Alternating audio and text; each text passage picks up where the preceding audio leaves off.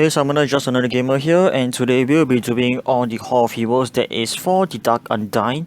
So let me just change a unit out first. I'll just use a Chasun instead, and yep, this will suffice.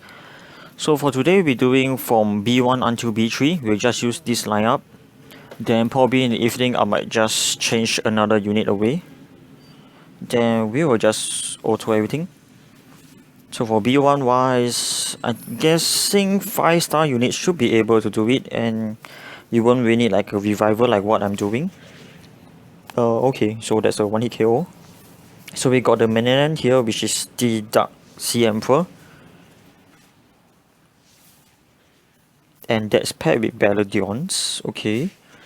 Oh, there's two of that. What's that called? The Water Taoist. We'll go more in depth when we reach to B2 or B3. Okay, so that's a little bit irritating with that absolute defense from the Ikasha, which is the Light Undine. So now I got like 3 turns whereby I can't actually do any damage to him, and he's gonna like plant me some bombs.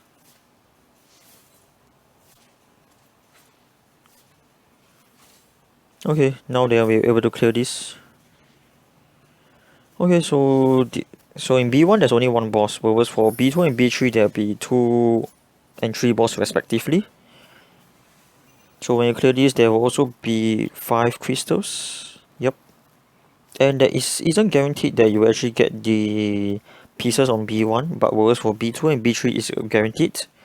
So for B2 it's like around 1 to 3 pieces, and then for B3 that would be like 2 to 4 pieces.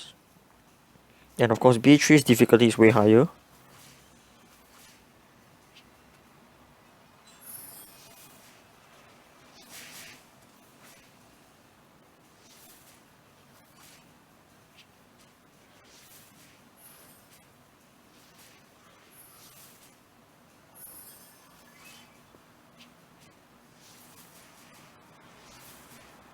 I guess for the first one it's still rather okay, but they are like a little bit of a stall, with the Barbaric Kings being the damage dealers. So for the second one, it's actually quite an interesting comp because Mikin will just revive the unit, which will be Trevor high chance, but then Trevor wise, when he's on low HP, his ballers will be activated, and that could actually deal some damage to you. That's provided in B3. If I'm not wrong, the units for B1, B2, B3, all the layout are the same, but just the level and they are like way stronger. So B2 might be a little bit of problem. I mean, the second stage might be a little bit of an issue.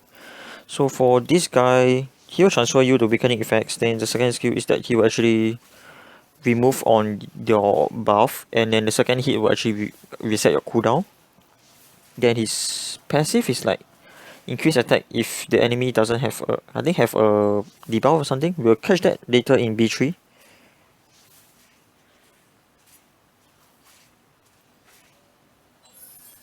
Okay, so this map, if you do not have like a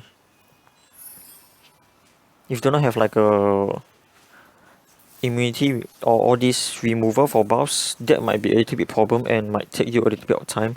And if you are using Tiomas like me, then if you get the slow debuff, your damage will drop.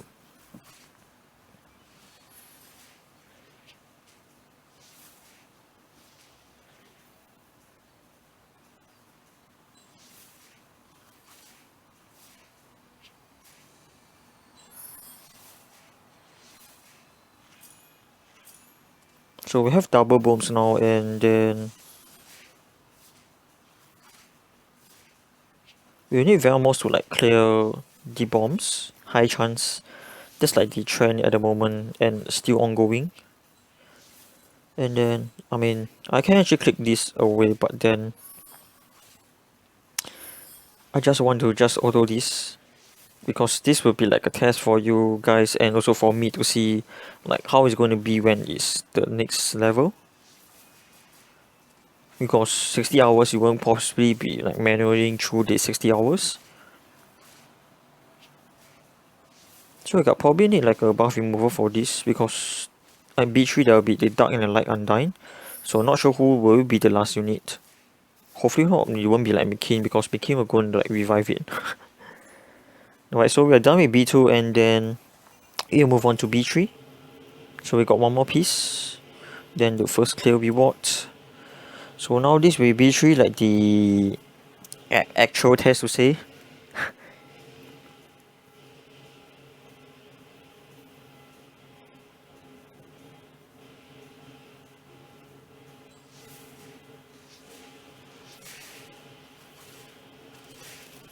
Okay, so I guess that the units or the opponents are like around the speed of like maybe 180-ish. That's for like B3. It's like a trend that I actually notice because they always move faster than me. So if you are doing B3, unless you have like Superstore or else they are moving like 180 kind of speed whereby they will just outspeed and then you gotta tank them or else it will be tough.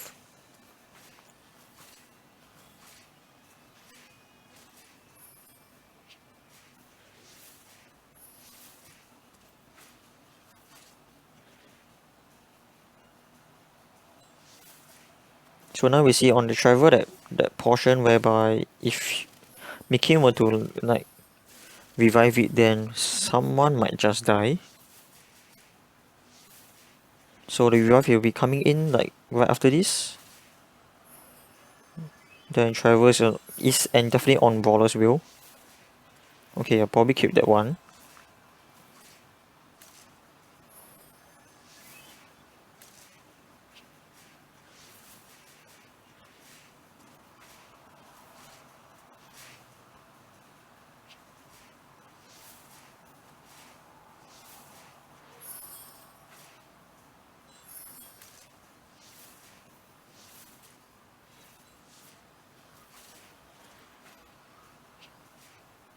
Okay, so once the revivals are cleared, you'll be like faster. So let's have a look at this passive for Menanen. So attacks deals increase 50% damage on opponents who are on harmful effects. Okay, so that'd be like Baladion's first skill that will actually harm you quite a fair bit. Then also attacks will deal 50% increased damage on enemies that do not have beneficial effects. So if you only have a debuff, he will actually hit you like additional 100%, 50 plus 50. I suppose can actually count it that way.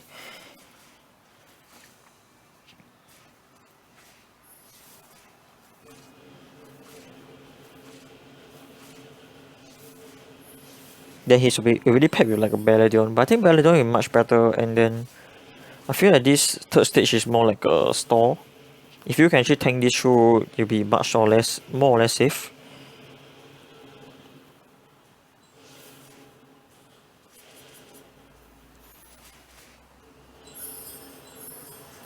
The Taoist can stun.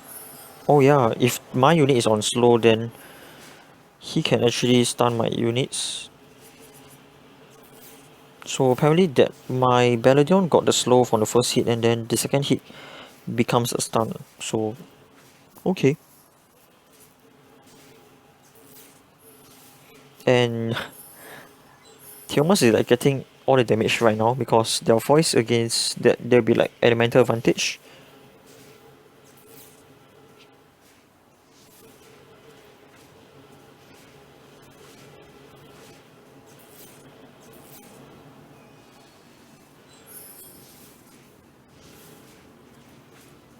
So as per usual, I guess Velmos is like rather vital unless you can actually clear the mobs like way faster than mine.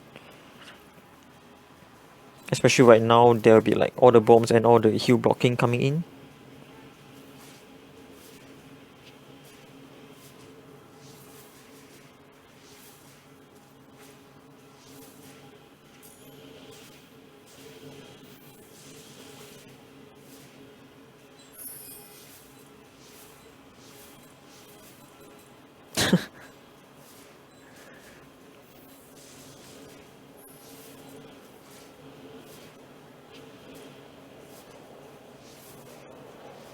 Okay, so we cleared the two bombers and then right after next we just need to clear the rest of them. I'm thinking if I use like a mass kind of defense break, then maybe I can just change the opponent during this point in time. Or else there will be like so many forms of that absolute defense, and then 3 turns, then you multiply by 3. I mean, they won't really make it like 9 turns. Okay, so for the last stage we have is also another Delphoid, and 2 of them can actually do my shock. At least there's only just 1 revival for this case right now.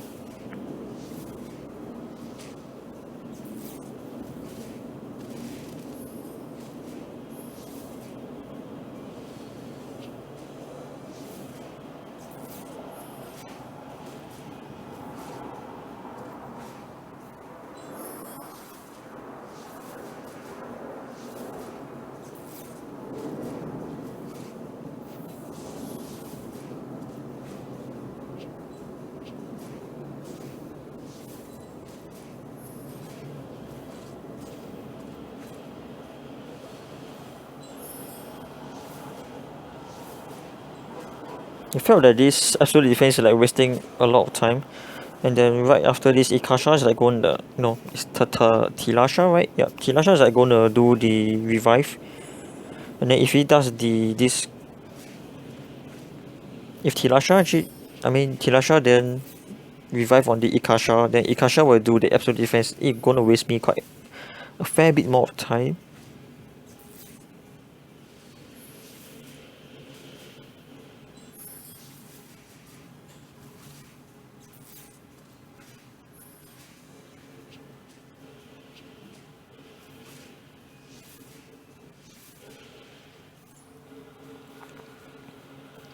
Okay, so we're done with the B3, that's for the first round, then 2 pieces, okay. Still better than nothing. And then, okay, so for the first time I felt that Tilasha wise, the revive is really pretty low on HP. So if you are using this for, you're going to use Tilasha, I guess you got pair this up with like a unit that could actually revive on the spot, or else that unit that's being revived is on like a form of vampire wounds who can actually dish more damage when his HP is like very low. I think the Dark Shark or Trevor or Ramagos is and can be a form of a good unit.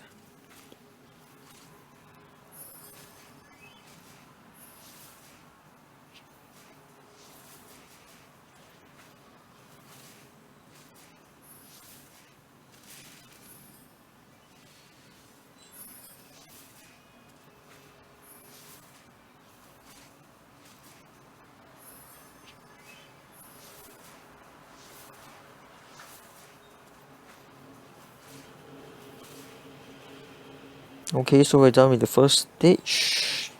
We just do like one more of this round, then I'll probably just stop for the moment. Then probably at my usual timing I will upload another video that will be probably when I actually stabilize another team.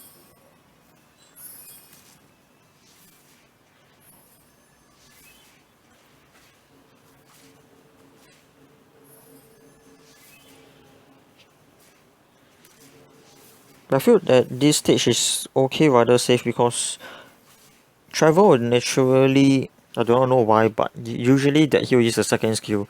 So that second skill won't really hurt. Then when Mikin actually revives Trevor again, he will not, because that the skill is on cooldown, so he'll end up using the first skill. So I guess he can still be pretty safe with this stage.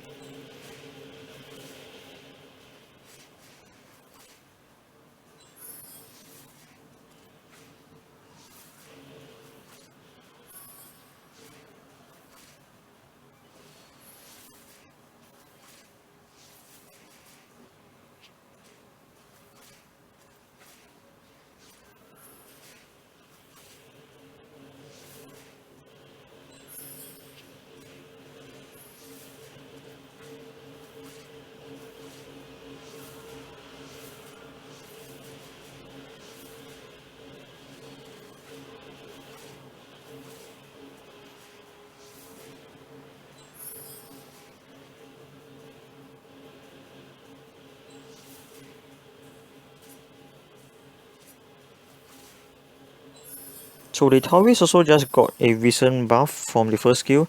If I'm not wrong, it's that it can actually do a glancing and also an attack break. So maybe it's time for people to actually build a Taoist. I'm not sure. And the water one is more like a damage dealer as compared to the wind one. The wind one for the Taoist is more like for TOA that I feel of. But for the skill ups for Taoist is like pretty damn long because it's a by right it's a net 3 like the fire and the dark, but then the rest of the other elements, which is the water, wind and the light, they're all net 4s.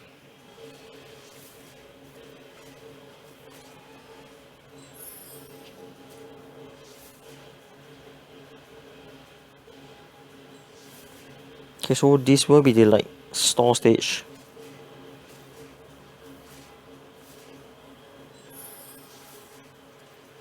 Oh, it got one shot.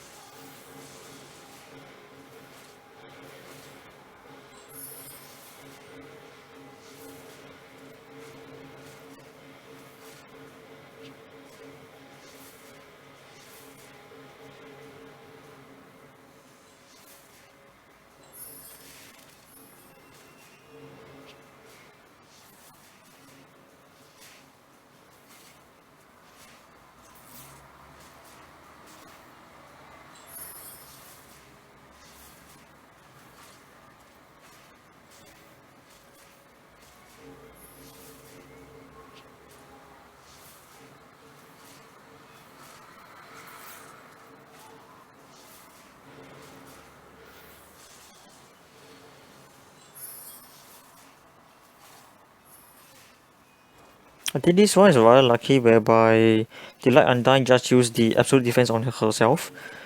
Then the defense break is actually on the boss, so I just target. I mean, it just automatically just targets because of that defense break from Balladion. So probably Balladion and Vamos should be rather needed because of the Cs, unless you have like paddle units.